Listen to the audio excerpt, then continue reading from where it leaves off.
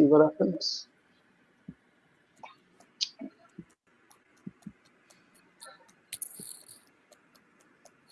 Okay, so I think we are live. If we're not, we should be any second. So let's just talk about today's topic. We're going to talk about counter-attacking. A little bit we'll bring in how it compares with possession-based style, but I guess most of the conversation is going to be about counter-attacking. I've got Alex Mason with me and Matt Carroll with me. So Alex, if I can start with you, if you can just do a brief introduction of who you are, where you coach, and then we'll go on to Matt, and then we'll get going. Alex Mason, coaching in Omaha, Nebraska with Sporting Omaha, part of the Kansas City affiliation. Been in my position for about 26 years. Okay, my name is Matt Carroll. I am a coach at New Egypt High School. I coach boys soccer. I've done that for the last 8 years, and I'm also working with FC Europa. So I also then look closely with our rec program and things like that and help develop that to lead up to the high school program. Okay, well, let's get started with counter-attacking. So I guess the first question I want to ask is, and we can start with you, Alex. Are you a counter-attacking style coach? Do you like counter-attacking? Or do you prefer, a different style of play? How do you mix? Does counter-attacking come into how you coach and how your teams play? Traditionally, I always set up at the back first, so I'm very defensive-minded in the sense of starting formation. But obviously, counter-attacks have become, when we say the modern game, the last 10 years, you've got to have somebody that for the amount of percentages, someone's got to put that ball away. So whether it's counter-attacking just for field advantage or counter-attacking to get shots, rebounds, and so on. We have players that, whether it's a single attacker, two attackers, even a combination of three, we're always looking to try and hit them very quickly.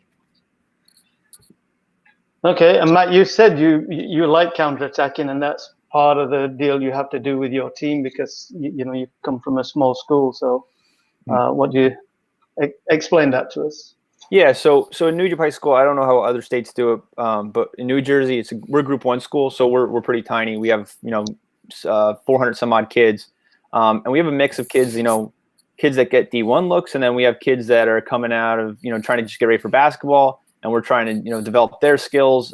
So we kind of have to deal with a mix of talent levels, and kind of my philosophy has always been, it's not really about possession because possession can be deceptive. How many times we see a team that has 60, 70% possession, loses the game, 1-0, something like that.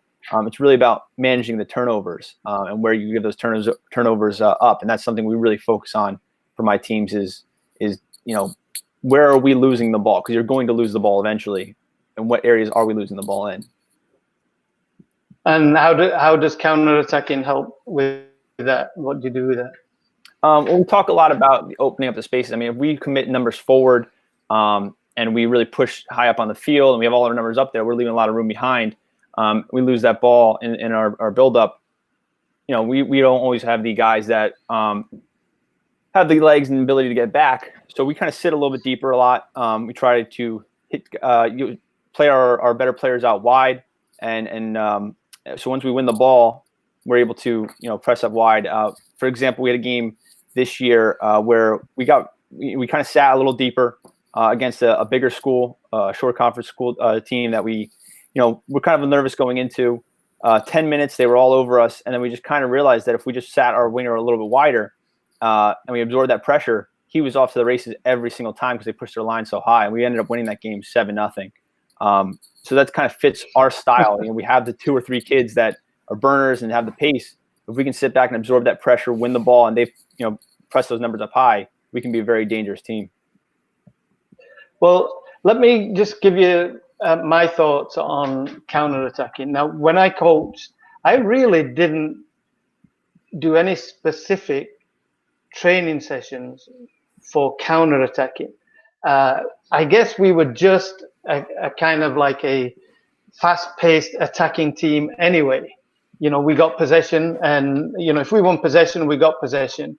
We'd try and pass the ball, but we'd try and get it forward as quickly as possible. And so but not direct and not long passes and not in a counter-attacking style as such. We'd make a bunch of passes, but it was, we just attack real quick. But I kind of think counter-attacking has evolved. Well, not evolved. The idea of counter-attacking has changed, because I think in the old days, and when I say the old days, I'm talking as little as 10 years ago, counter-attacking used to be reserved for the most part for teams who were, let's say, the underdog. They're playing against a stronger team, and they set up, with 8-9 players packed in at the back, and 1 or 2 players, roaming free a little bit, and they just soak up the pressure from the other team, and then they won possession. It'd be a quick ball out to one of the forwards, and they'd try and counter-attack based on that. Well, that's how it used to be. But now I think things have changed with more of the high-pressure defense style of play that teams are using. Liverpool are a perfect example of this. They press high, they win the ball, and they just want to get it up there as fast, as quick as possible. Now, if they do that and attempt on goal doesn't work out, then they may recirculate back and start passing the ball around and working their way that way. But I think counter-attacking now has become the latest new major breakthrough in tactics over the last 10 years compared to what it was before. What do you guys think? I think if you go back to Wimbledon, when Wimbledon played that way, and a lot of people referred Wimbledon to, unfortunately, boom ball. Yeah. But so if you think of it back then with Wimbledon, how advanced were they with the players that they had? Because at the end of the day, every formation, every style of play is built around your players. And I think it was Justin Fashanu that was scoring a ton of goals. And I think they came second in the league, which was unheard of. Yeah, they did. Yeah, and, I remember that, yeah. So you look at that, Mike, and you think, all right, that phase of play tried to come in some time ago. But in the modern day, I mean, Liverpool have probably perfected it the most, just because of the style of play and the forwards that they have. I mean, phenomenal. Mm-hmm. Yeah, and we were talking about that before we got on here, Mike, about how Liverpool's kind of made counterattacking and all that like less of a dirty word. And when I say that we're getting that ball out wide to our fast player, it wasn't blind just huffing it down the field. I think it's an intelligent long ball. Those diagonal passes aren't just huff it, try to get it past the center back and hope that our quicker guy can run by. What we're trying to do with those is set up 1v1s, and that's where a lot of the most exciting parts of the game come from. So that long diagonal pass, if it's my kid or it's Sadio Mane, that's what we're looking for. It's less, mindlessly just playing forward and just trying to get it fast. There's a lot more thought process behind what teams are doing with the counterattack. What would you say the advantages of counterattacking are? If the coach says, okay, why should I counterattack? Tell me what you think that is.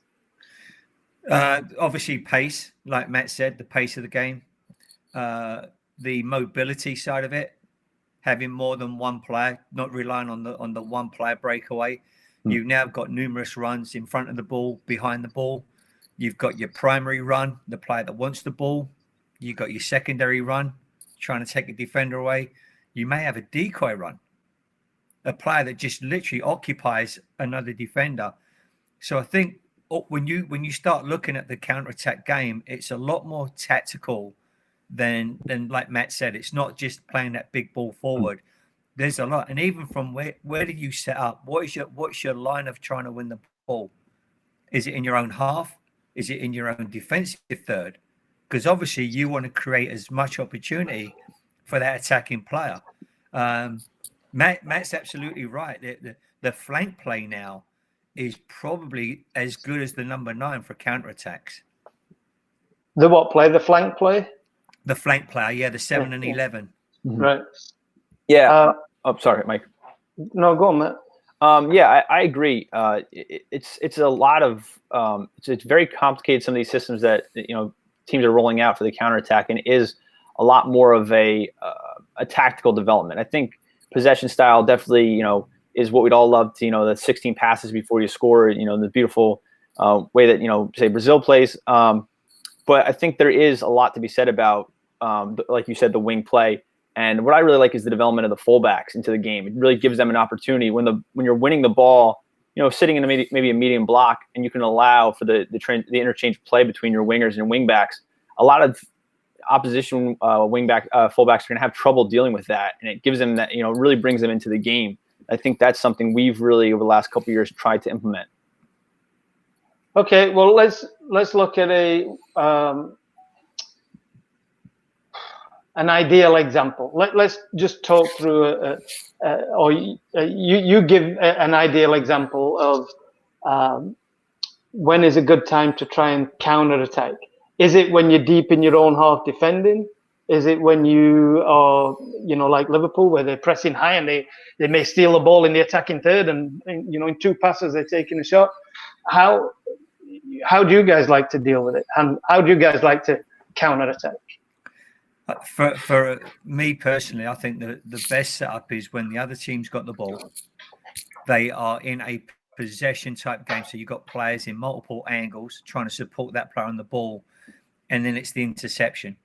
The moment you win that ball, they have numerous players that are going to be out of position, and I think that's the key. But when you think that you've got to tell players, especially young players, to be patient, to allow maybe 4, 5, 6 passes, and then anticipate to step in, win that ball. And then it's also the transitional part, the mindset. Mm-hmm. You're trying to delay, you're trying to kind of be patient, and then it's a flip of a switch, and you're 1v1 possibly, maybe a 2v2, a 3v4. They got the number advantage. Yeah, I think I don't really have a preferred style, the gegenpressing or sitting in the low block. I think it really comes down to, for us at least, it's a situational thing. I think the team that I was talking about before, what they tried to do was gegenpress and push up high, and it really wasn't effective because we had outlets and we prepared for things like that. So it really depends on your players and who you're coming up against. But that, like you said, that moment, we talk a lot about the light switch moment, that moment when you've won the ball. What are your players doing? There was a great clip a couple years ago. I think it was the Suns in the NBA. That there's a rebound and every single player at the exact same time, like there's a half a second delay. They turned and they were all going up the court at the exact same time. And that's what we really talk about for my team is that light switch moment. What are you doing? Where are we going? Do we know how to make that transition moment? Huh. Okay, so let's talk about age group now. Let's talk about kids. At what age do you think, talking about, how to counterattack, is it a good age to start bringing in? Is it when they get to 11v11? Is it before that? Because here you're talking about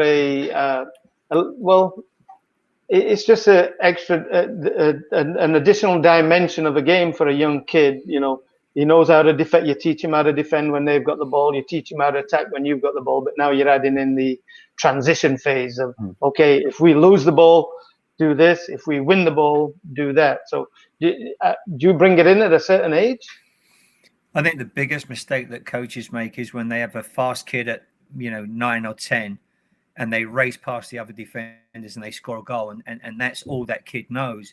And as we all know, as players get older, they equal out, whether it's tactical knowledge, speed, and so on.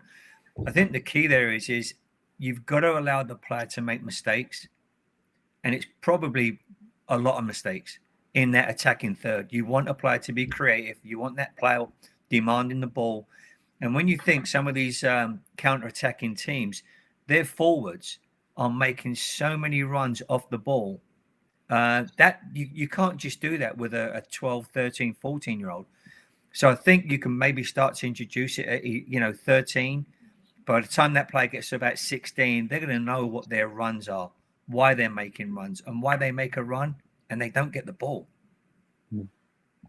Yeah, I absolutely agree. I think that's a perfect, age range to start implementing a lot of counterattacking, because I think the possession style should be taught at the early age. That's what you're looking for. I walk into some of these, I go down to the rec program and I go on Saturdays and watch their games, and because these are the pipeline for our kids to come to the high school game, and you hear the parents pass it, and I went into some of the winter sessions and had to talk with some of these parents and some of the coaches and say, like, no, we don't want our kids to pass it. Don't want them. We want them dribbling. We want them taking guys one-on-one. We want to make the field as small as possible. We want them constantly playing. I was watching one game we had where we were playing a game, and they were in the gym and they were going out of bounds, and the time that it took for throw-ins was taking up half the game.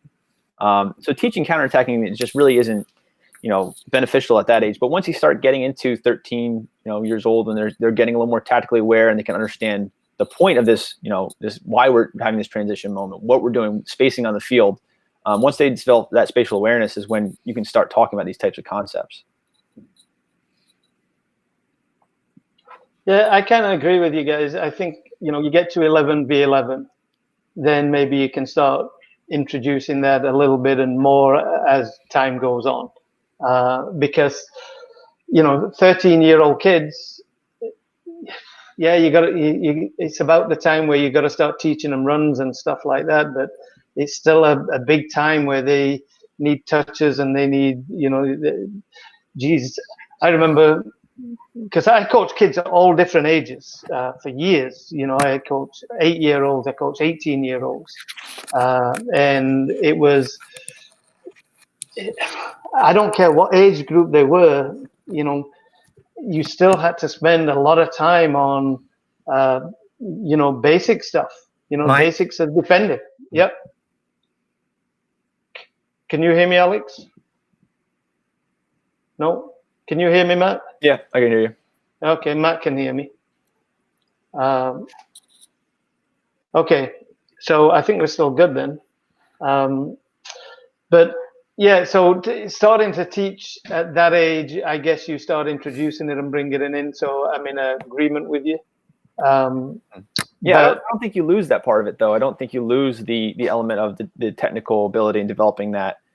We even structure our rondos that they're transition moment rondos, but they're still getting that technical development. I think you're just doing what you were doing, but you're doing it at a higher pace and with a little bit more thought.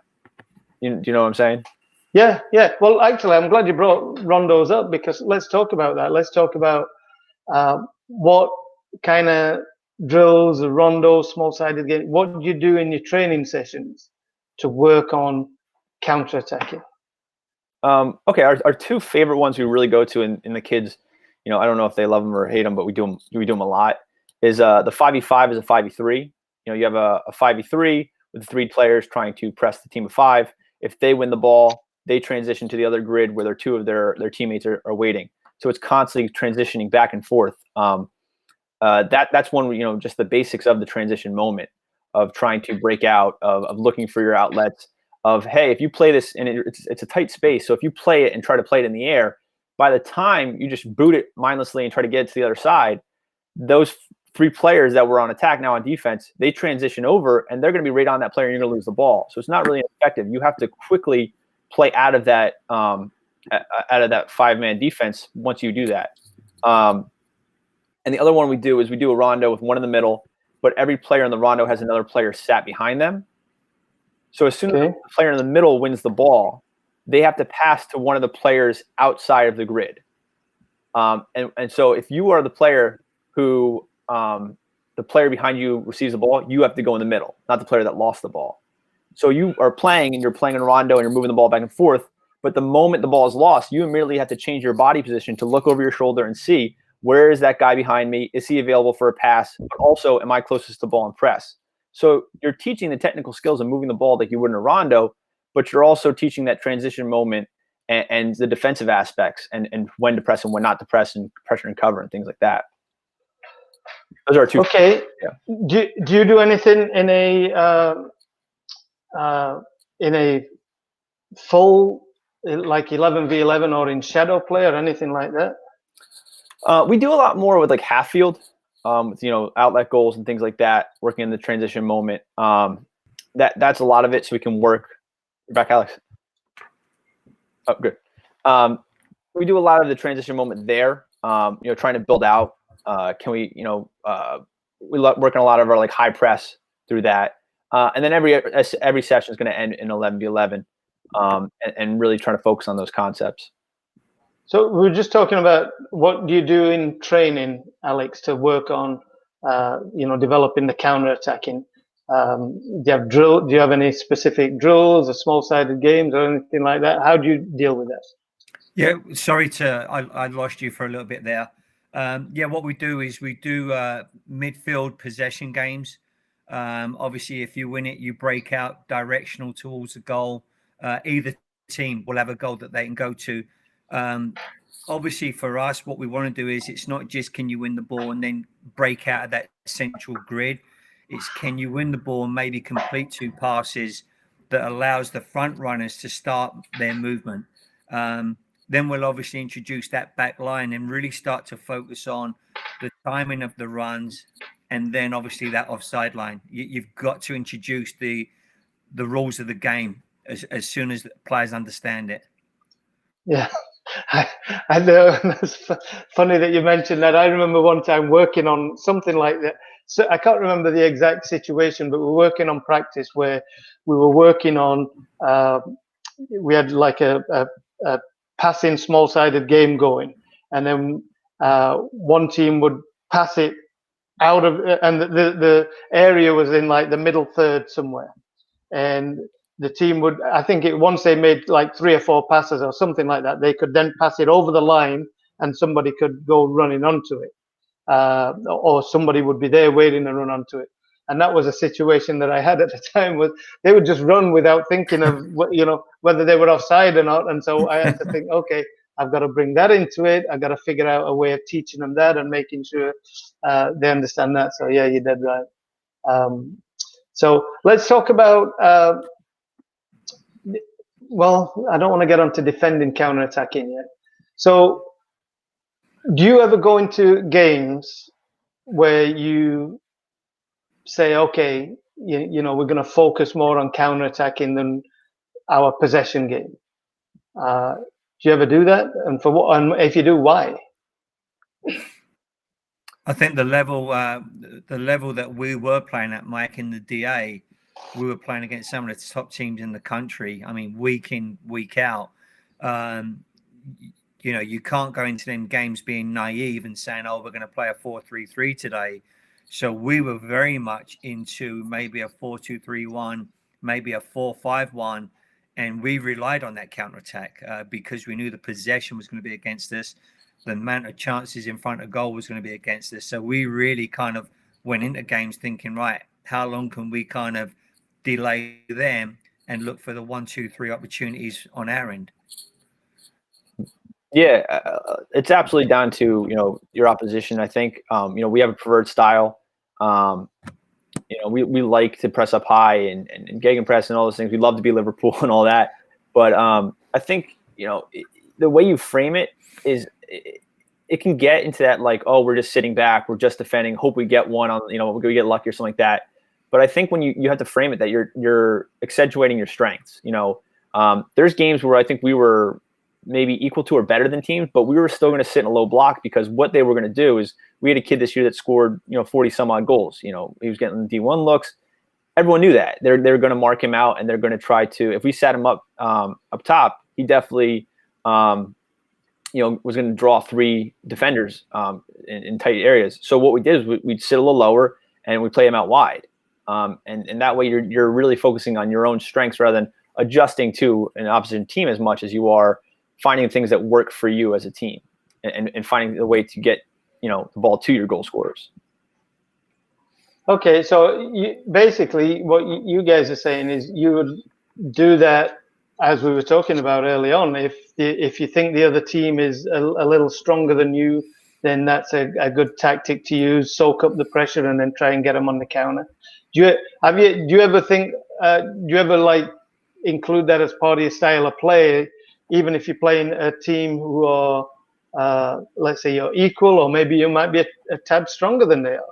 Do you put counter-attacking in those situations like Liverpool do? Liverpool will, they'll counter-attack the worst team in the world. That's what they do. They press them high and get the ball and boom, and they're off.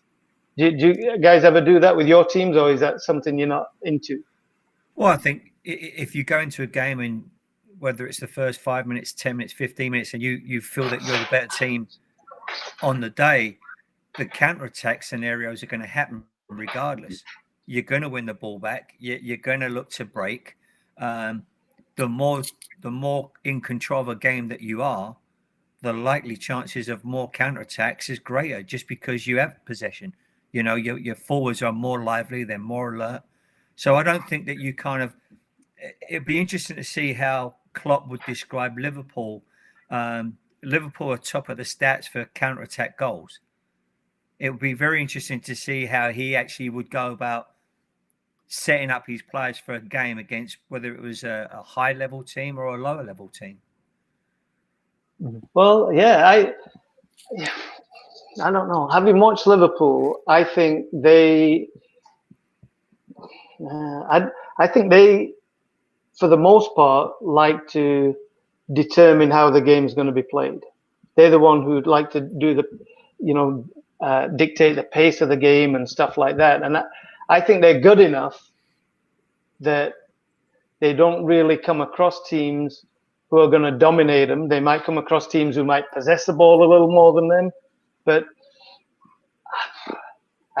I would say, and maybe I'm wrong, Alex, I don't know, because I'm not, believe it, I'm not the best tactician by any means, but I would think that is, they try and dictate their style of play on the other team, and whether they're playing, Bournemouth home, or whether they're playing, Real Madrid away, I think they're going to look to press high, steal the ball, and get to goal as fast as they can.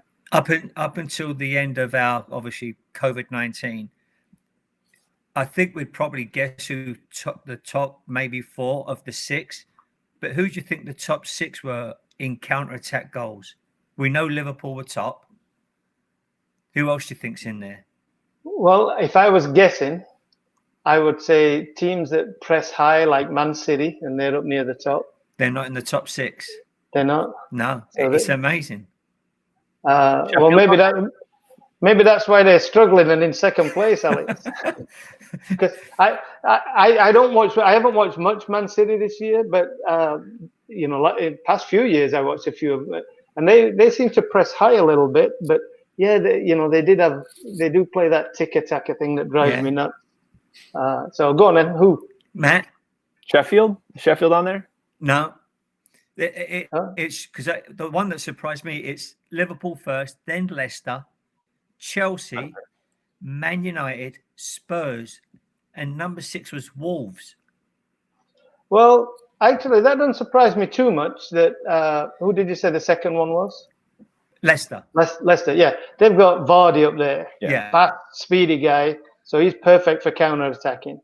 And Wolves, their coach is a real, innovative guy, and they don't have the play. Say, I thought Sheffield United would be up there, like Matt said. And Man City, you're right, mate. Where's Man City in that? Yeah. So, but maybe there's a way that they decide what is a counter-attacking goal or not. Who knows? I don't know. But, right. Yeah, interesting. Newcastle's got to be up there with percentage. That's the only way we've scored this year. So, I don't think they count. I think you have to be a good team to be counted in that list, Matt. Just hit up the maximum and hope something happens. So, okay, well, let's talk about weaknesses then. Okay, what are the weaknesses with counter-attacking? What are the potential problems with telling your team, okay, here's how we're going to play. We're going to soak up pressure and counter-attack? Numerically, I mean, how do you set up? Do you set up a 1 forward against a back 3, back 4, 2 forwards against a back 3, back 4? Do you commit to 3 runners? That's going to give away the midfield. I don't know. I don't know, again, how you would set up in trying to think, right, we're going to try and break this down. And obviously, you want to be in a position that you can regain possession, especially if they're playing long balls over the top. And I think that's where you got to look at your goalkeeper as well.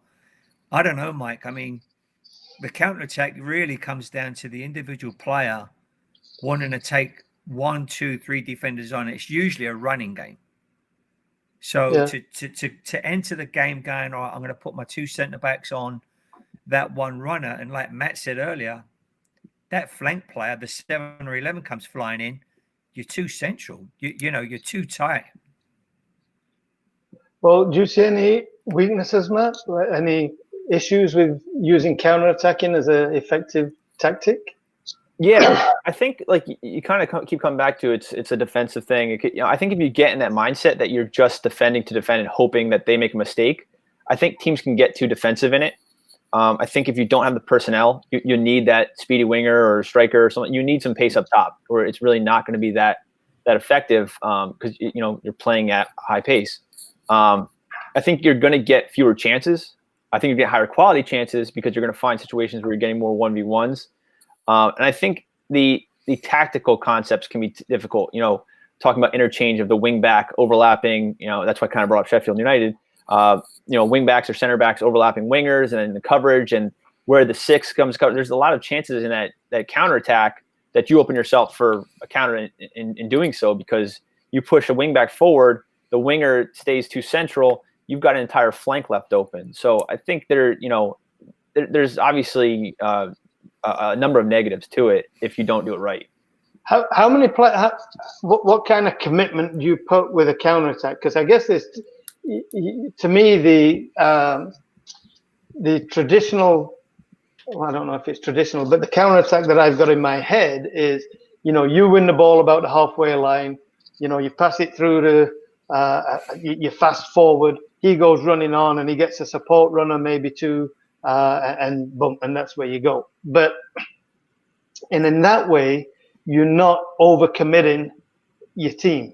It's like, okay, you 3 guys go handle that, and we'll gently push up behind you.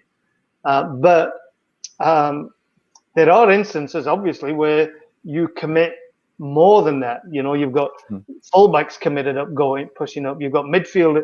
So, what kind of commitment level do you give? And are there special situations where you would commit more or fewer players? I think what you said was exactly right. If you've got a forward that can outrun your supporting players, if they lose possession, that team's now in a position where they can actually play possession back out because they've won the ball back. And so the key there is, if you are going to play a counter-attack game, you got to have 2-3 players that are literally going to make them runs. And now you're really talking about a lot of fitness. You're talking about a lot of commitment. Matt said earlier, it's going to leave that number 6 that may be the number 8 totally exposed. Mm-hmm. So they're the things that you got to really start thinking about. How many players do you commit to every attack, let's say? Yeah, I think in my perfect world, if I could see it, I'd have 3 back and everyone else would be pushing forward on that counter. I like the idea.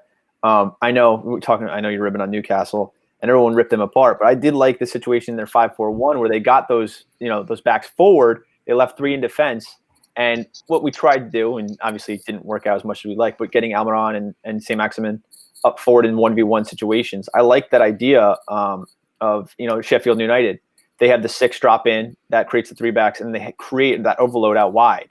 I really like the idea of, not just pumping it up the gut and trying to get it forward, of creating those overlaps, getting it wide, and playing a diagonal ball back in. So in my perfect world, and it's not always the way it works, sometimes we do it against better teams because they're not used to getting that pressure and we want to put them under, or we do it against teams that are better than us and we sit a little deeper. But I like the idea of getting a 3v2 out wide and playing with, defenders with their shoulder to goal.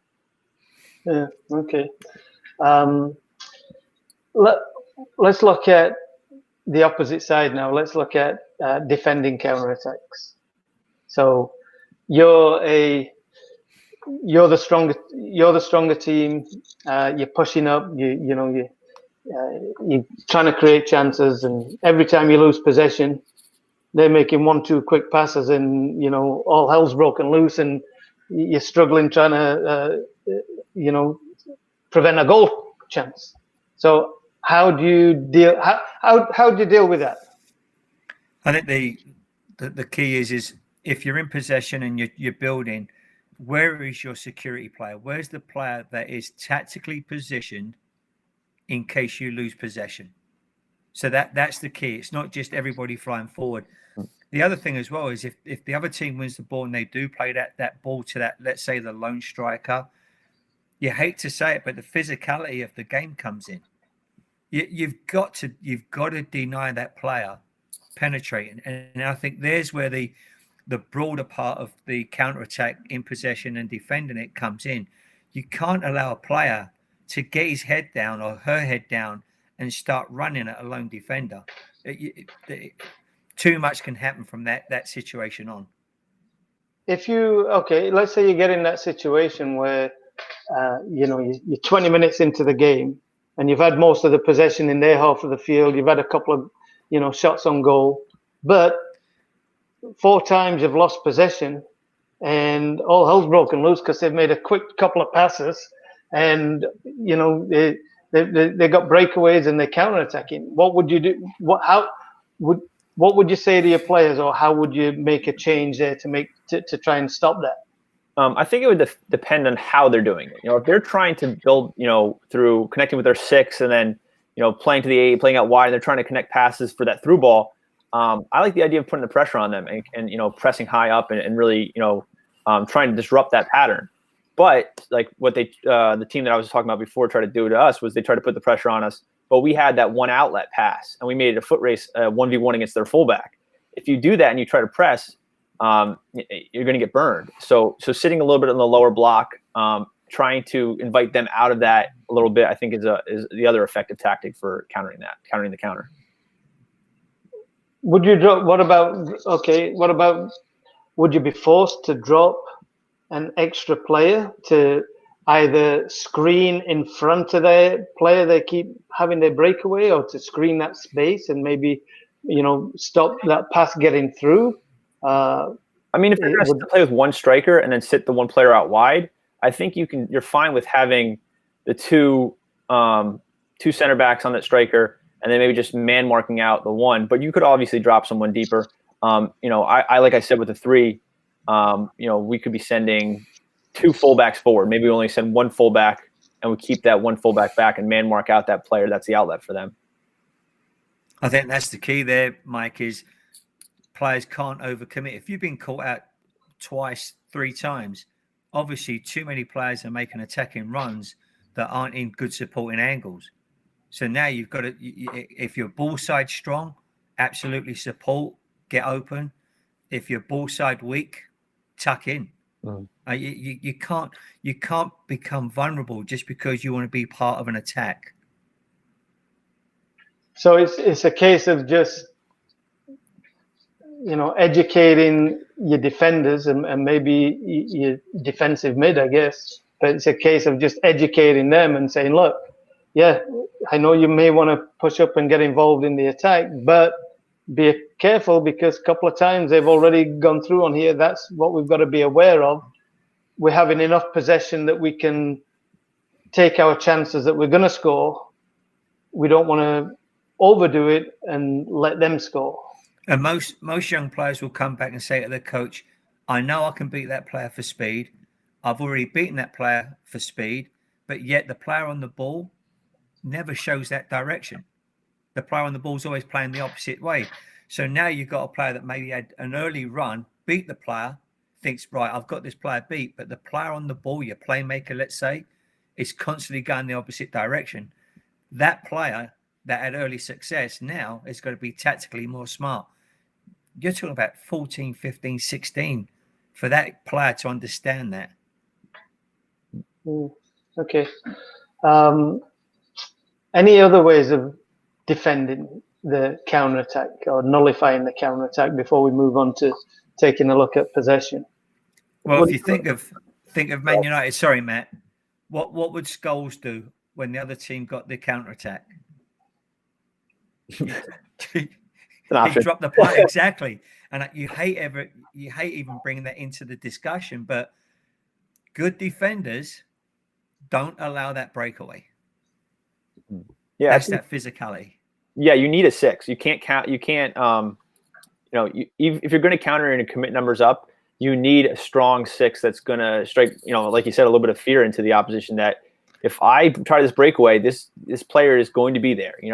I might not see him, but he's going to be able to position himself that he's going to be able to stop this counter. If you don't have a strong 6, if you don't have someone that can be the counter breaker, you really can't commit the numbers to it, and you have to play a little bit deeper. But another, like we wouldn't go into as much detail about it, but I think Liverpool struggled early on because the only thing they wanted to do was counter and run and run and run. And they struggled against those teams that sat in that low block and were like, well, we're not going to come up and commit numbers to you. So there isn't going to be anywhere for you to attack us from behind. So I think that in that way, you can really neutralize a counterattack by not giving them that opportunity to get behind you. It's frustrating, and it forces them to play a possession because they have to get a little bit more creative with it. Yeah, I guess it's hard to, if counterattacking is your strength, it's hard to counterattack if the other team is sat back so deep because there's no space behind. And, if they sat so deep, chances are you've got the possession of the ball. Mm-hmm. And you're then forced to get into a possession style game. So that would nullify your speedy forward up front, I guess. Yeah, and I saw a bunch of comments before about, what about this, what about that? Yes, you these are theoretical discussions, but in reality, you should be training your players to be able to adjust. And it's not easy, and it's something, we're definitely every day trying to figure out and struggle with. I think that's what Klopp's team has done well this season before the virus is they've been able to adjust, and they've been able to change their styles and their systems and things like that to adjust to what's going on the field. And you want to have players that can understand that. And that's why it's so important to train them to understand, don't just tell them what to do. When this happens, you make this run, but for them to understand why, so they can make the appropriate adjustments.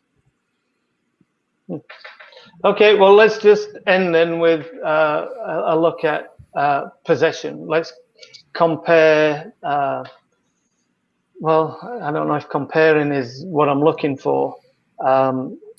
Let's just talk a little bit about possession and how, if you're playing a possession team, let's say you're the equal of that team. So they're not sat back defending. You're not sat back defending. It's a possession game. Is there any way that you can bring counter-attacking against a possession-based team? I think if you look at the total football team, the 74 Holland team, when at the end of the World Cup, everybody said that they were purely possessional. And as time went on, they started to break down the data, the footage. And it was, yes, they were a possession team, but they knew that on a sequence of passes, every player was then going to break. And that's where, when you think counter-attacking evolved out of teams that had a lot of the ball. So I think for a team that likes to play possession, the counter-attack options are going to be there. Mm-hmm. Because you've always got someone on the ball. You get a player that can put backspin on the ball, inside, outside swerve, your forwards are going to run all day for that player. Yeah, it's funny you brought up the 74th team. When we started implementing this style, I showed them a clip of the pressing, and obviously, if you've ever go on YouTube and watch those clips, it's full on. They have 8 guys running at the ball, just full, go. And I was like, we're not going to do that. We're not going to do exactly that. But that I keep bringing up that light switch moment is so important. It doesn't matter if you're a counter-attacking team or you're a possession team. The game, there's going to be counter-attacking opportunities and there's going to be possession opportunities in every single game. So being able to make that transition moment and that light switch of offense to defense, that's where games I think are mostly won. It doesn't matter if you're gegenpressing or you're coming up from the back. That transition moment when they're still in their offensive shape and they haven't gotten compact is when they're most vulnerable.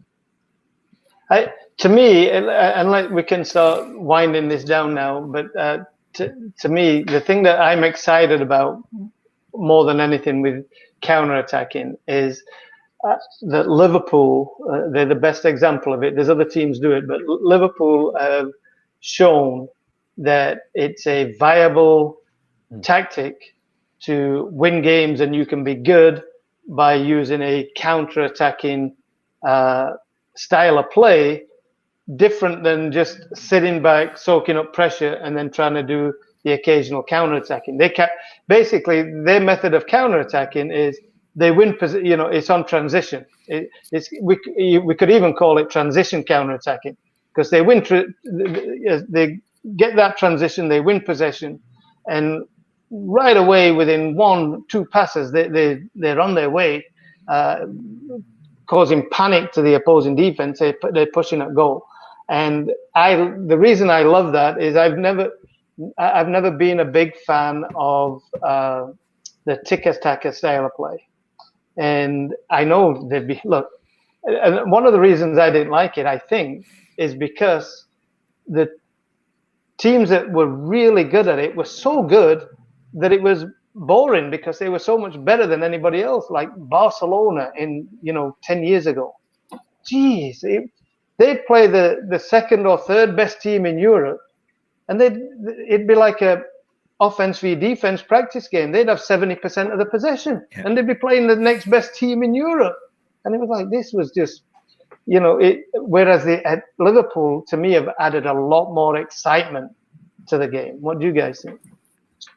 I think Man United probably were the best counter-attack team for more than a decade. And I think it was all based around the players that they had that were great passers of the ball, great winners of the ball. I think everything that we've spoken about, that era under Fergie, especially maybe the last 15 years of Fergie, he had players that could literally put the ball on a forward's, toe or into the space. I think, Wimbledon back in the early 90s, if it were late 80s, 90s, they were the ones that kind of shocked everybody by playing that way. But Man United, they perfected it. I mean, by far. I think, like you just brought up, I think everyone that wants to play like Barcelona, you want to play like Barcelona, it's great. But do you have the players that are like Barcelona? There's not a team that their bench would not have started on. So to ask that of your team sometimes is a little bit out of the pale. But I think, I heard I can't remember where I got it from, but it was the idea that soccer is like a weak link sport. Basketball is a strong link. If you have one really good player out of 5, you can be pretty good. But in soccer, your weak link, they're going to find your weak link. And I think in a possession style, you're requiring even everyone to be constantly moving the ball and interchanging things like that. I think when you play that style, sometimes you can get exposed. And I think with the counter, you can not so much hide some of those disadvantages, but I think you can just play to the strengths of your players. If you have a kid that's pacey in the wing, he can sit up top there, and you can sit your fullback is a little more defensive back there. You can get creative with things. I think it hides that weak link a little bit better, and actually makes your weak links stronger. Yeah, I kind of agree. I think we can end it here, guys, because I think we've talked through everything we need to talk through. But I just want to end by saying, every kind of decade or some kind of period like that, there's a new kind of tactic comes in. It used to be, or every World Cup or two, it used to be, in the old days. But now players moving around the whole world and playing in different places, they don't wait for a World Cup. But, at one point, everybody used to defend deep. Then on another point, then a few years later, then, there'd be, it might be the Dutch total football would be the way to go. And then it was all, technical way like Germany play and stuff like that. So then the different formation, playing 3 at the back and 4 at the back, become involved. And I'm hopeful that this counterattacking, because I think, to me, it is a much better spectator sport.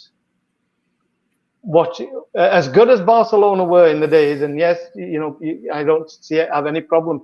I can understand people enjoying watching them, but as a spectator sport, I think watching a team play like Liverpool is more exciting and entertaining than watching a team play like Barcelona did. Even though Barcelona was surgical and effective and dominant, but anyway, so we will end there. So guys, I just want to thank you, Alex and Matt, for discussing this with us, and we will see you again soon. And we'll just end this right now.